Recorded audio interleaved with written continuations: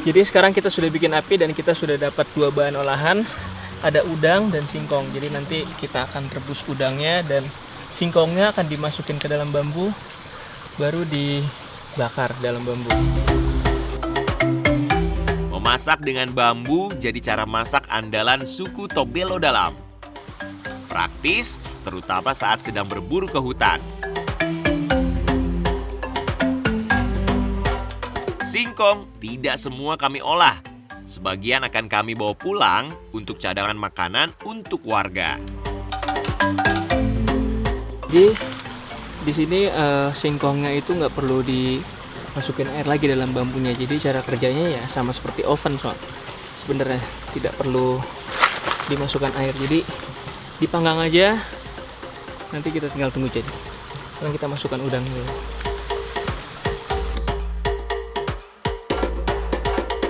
Jadi katanya makannya nggak perlu pakai bumbu. Dan saya sih penasaran ya ngerasain udangnya rasanya kayak apa. Beneran fresh dari sungai di suku Tobelo Dalam. Tidak perlu pakai bumbu katanya. Walau dimasak tanpa bumbu, saya percaya rasanya sudah pasti enak. Apalagi udangnya masih segar dari aliran sungai yang masih murni. Cek dulu ya. Wah, sudah berubah warna. Sudah hampir masak. Kita lagi biar cepat.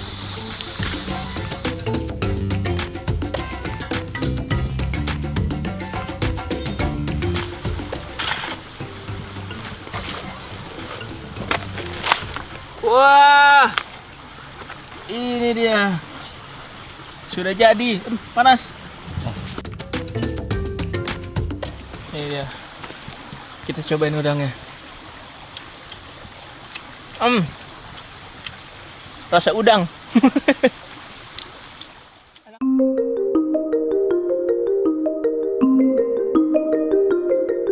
Wah, menu yang sempurna.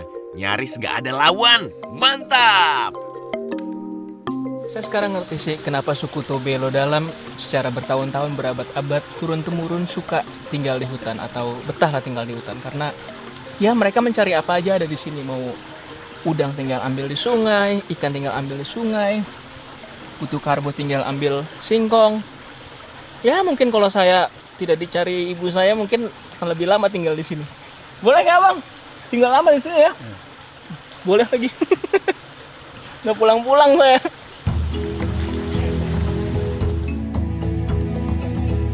Bermukim di wilayah hutan Tidore Kepulauan, di Pulau Halmahera, suku Tobelo Dalam, di sini hanyalah satu dari banyak kelompok suku Tobelo Dalam. Ada yang belum tersentuh dunia luar dan menetap jauh dan tertutup di hutan yang lebih dalam. Hidup di dalam hutan, mereka terbiasa berkomunikasi dengan cara yang berbeda.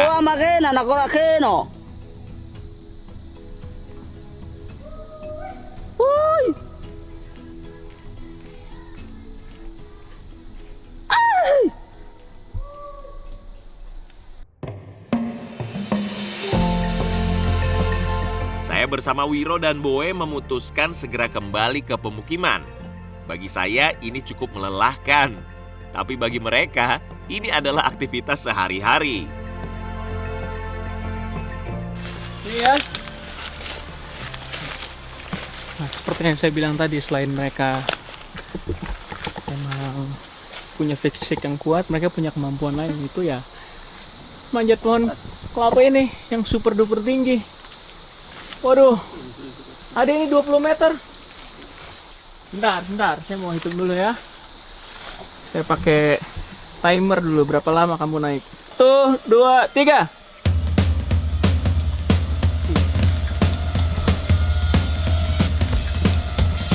Ih, cepat sekali. Terus. Sudah sampai. 12 detik aja. Iya, seperti yang saya bilang tadi, emang fisik mereka tuh kuat-kuat. Kita harus mundur sedikit. Nggak pernah pakai alas kaki. Manjat pohon cuma 12 detik. Sungguh kemampuan fisik yang luar biasa. Dengan tinggi pohon sekitar 20 meter, Wiro mampu memanjat hanya dalam waktu 12 detik. Wah, luar biasa. Ini padahal tadi pas jalan saya cuma nyeletuk haus, langsung diambilin kelapa di atas. Ini dia, terima kasih abang. Waduh, banyak sekali ya. Tuh. Stamina yang luar biasa. Dari wajahnya sih tidak terlihat lelah maupun napas terengah-engah setelah memanjat pohon kelapa. Bukannya main potong berdiri aja udah. Sambil berdiri dia potong-potong, selesai. Minum ya.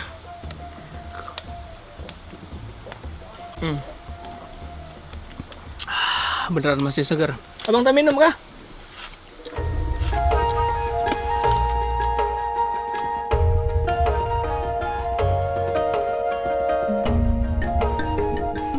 Dahaga sudah hilang. Kami melanjutkan perjalanan untuk pulang.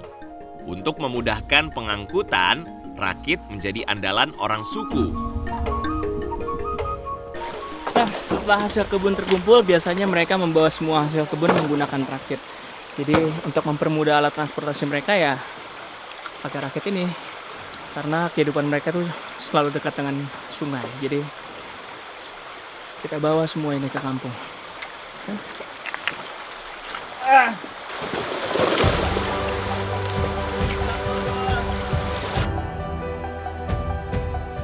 Bagi saya, rakit menjadi penyelamat setelah berkebun dan berburu sepanjang hari. Agak ngeri sih, tapi saya percaya semua aman terkendali di bawah kemudi mereka. Jadi ini pengalaman pertama saya naik rakit sebenarnya. Cuman karena ditemenin Bang Bohe dan Bang Wiro di belakang. Bang Wiro! Jadi ya memberanikan diri lah. Karena ditemenin sama yang berpengalaman.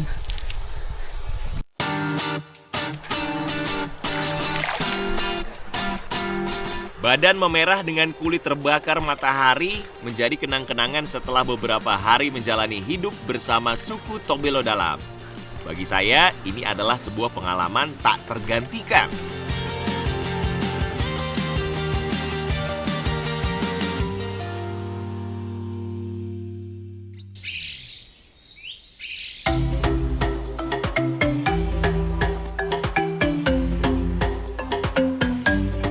Abang, saya sudah 2 hari tak mandi. Di sini biasanya mandi ada sabun kah? Ayo, Apa namanya? prak. Paparaka. Ayo, Ada di mana kah di sini? Boleh ambil dulu? ayo. Tanpa shampoo atau sabun mandi modern, orang suku biasanya memakai daun, batang, atau akar pohon tertentu sebagai penggantinya. Ini dia. Oh, akar ini ya. Akar paparaka tumbuh di antara semak belukar pepohonan. Biasanya akar yang dipakai yang sudah tua dan memanjang. Oh, ini dia. Ini namanya akar paparaka ya. Jadi ini bisa untuk sabun dan sampo. Nanti pakainya diapain dulu ini? Dipukul aja? Meski hidup dekat dengan sungai berair bersih, mandi menjadi aktivitas yang paling saya rindukan selama hidup di sini. Untuk dipakai sebagai sabun atau shampoo, akar paparaka harus dipukul-pukul terlebih dulu pada ujungnya. Ternyata tadi kurang panjang mukulnya. Sekarang ini terus dicelupin aja. Oh iya, tuh. Jadi ini dipakai sabun ya untuk mandi. Abang Boy, terima kasih, saya mandi dulu ya.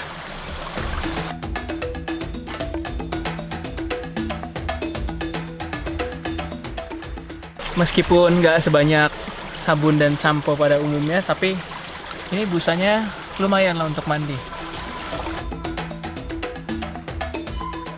Khasiat dari busa akar paparaka langsung terasa di kulit saya.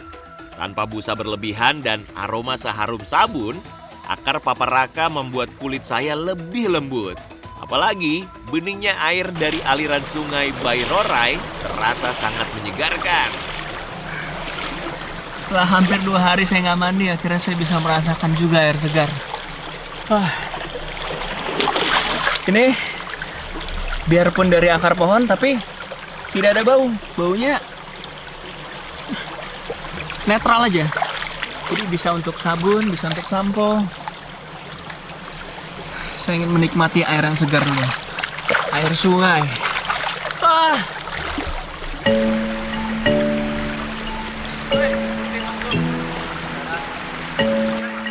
Setelah beberapa hari menjalani kehidupan suku Tobelo Dalam, cukup berat buat saya ya, karena kita harus cari makan sendiri, terus masak sendiri. Buat saya yang lahir dan besar di kota itu, aduh, berat sekali kehidupan di sini. Tapi ya, dengan kekayaan alam yang melimpah, mereka bisa manfaatkan itu. Bahkan sungai di sini aja airnya bisa diminum. Segar sekali.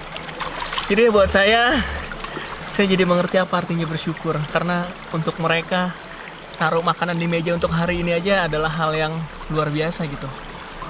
Wah, sekarang saya mau menikmati mandi dulu. Air segar.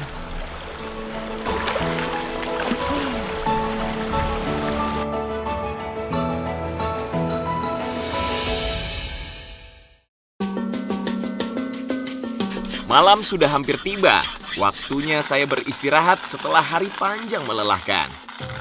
Bagi suku Tobelo Dalam, kopi menjadi minuman istimewa. Mereka rela berjalan jauh berjam-jam menuju perkampungan di luar hutan demi mendapat beras, kopi, atau gula. Saat berpergian, saya terbiasa membawa kopi beserta alat seduhnya dari rumah. Jadi Gunang, mau coba kah? Coba ya. Bentar. Tunggu kasih air turun dulu.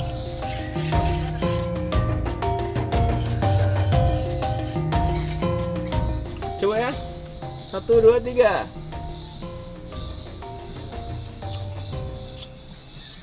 Enak kah? Pahit. Nggak pakai gula ini. Mau pakai gula? Mau pakai gula tak? Coba dulu. Wih, suka ternyata. Jadi emang kalau saya ngopi tuh nggak suka pakai gula. Ternyata Kunang sukanya pakai gula ya.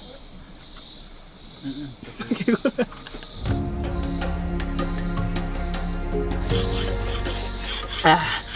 Jadi ngopi sudah selesai, badan sudah hangat, waktunya kita istirahat.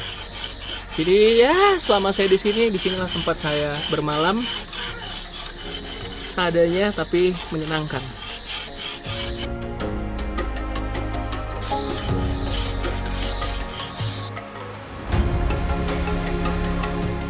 Saya tidur di sini ya, Kunang. Besok temanin lagi ya.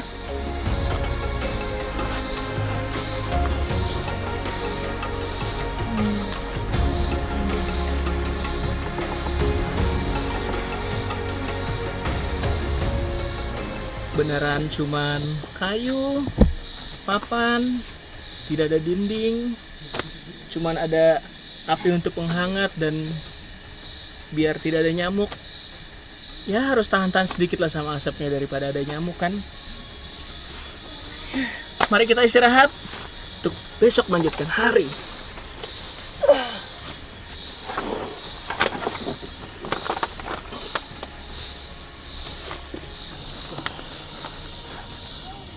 Saya hampir lupa pasang headlamp.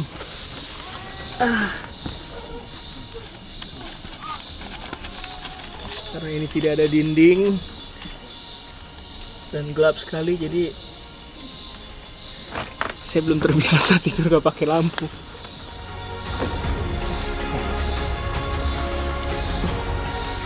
Malam sudah larut dan saya kembali beristirahat di rumah bivak suku Tobelo Dalam.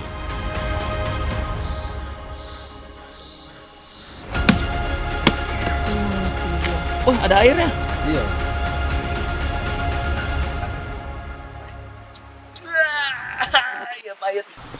Wah. Oh.